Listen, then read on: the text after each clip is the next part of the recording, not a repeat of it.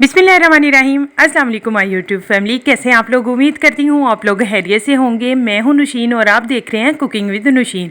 Welcome करती हूँ आपको अपने चैनल में। आज की जो रेसिपी है ख़वातीन की आसानी के लिए है। इससे पहले आज की रेसिपी की तरफ बढ़े, वीडियो को लाइक शेयर और चैनल को सब्सक्राइब करना ना भूलिएगा।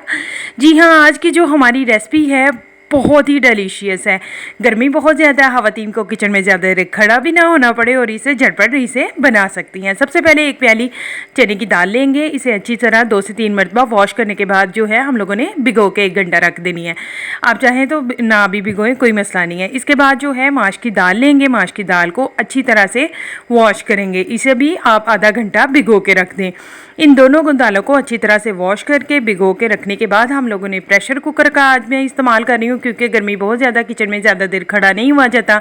तो मैंने पानी को बॉयल करने के लिए रख दिया था। पानी को मैंने क्यों बॉयल करने के लिए पहले रख दिया था, ताकि हमारी जो दाल वगैरह है अच्छी तरह से गल जाए और जल्दी से हमारा खाना रेडी हो जाए। आप इस रेसिपी को डिनर में बना सकते हैं, लंच में बना सकते हैं, बहुत ही डिलीशियस है। उबलते हुए पानी में मैंने शामिल कर दिए हैं प्याज को, लहसुन को और हरी मिर्चें शामिल की। इसके बाद मैंने शामिल किया दाल को, जो चने की दाल मैंने भिगो के रखी हुई थी। अब माश की दाल इसमें शामिल करूँगी। माश की दाल शामिल करने के बाद इसमें स्पाइसेस ऐड करने हैं। जो स्पाइसेस हैं आप अपने टेस्ट के हिसाब से कम या ज़्यादा कर सकते हैं। 1 प्याली जो कि मेरी चने की दाल थी और हाफ प्याली जो है माश की दाल थी, तो मैंने उसी हिसाब से इसमें नमक, मिर्च और हल्दी का इस्तेमाल किया। हाफ टी स्पून मैंने नमक लिया था और हाफ टी स्पून से भी कम मैंने मिर्च ली है।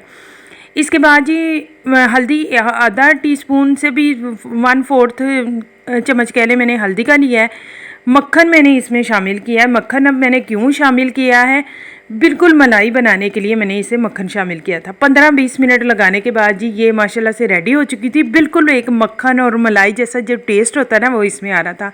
अब इसे लगाएंगे हम लोग तड़का। तड़के के लिए मैंने बिल्कुल साबुत लहसुन लिया है, लाल मिर्च साबुत ली है और इसे हम लोगों ने तड़का लगाना है इसका। आप चाहें तो आप अदरक का लगा सकते हैं, जिस चीज़ का आपको पसंद है उसका। जब ये ब्राउन हो गया तो नमक तो बिल्कुल परफेक्ट था, लेकिन फिर भी मैंने थोड़ा सा उसका टेस्ट बढ़ाने के लिए उसमें थोड़ा सा 1 चुटकी के बराबर नमक और हल्दी को शामिल कर दिया।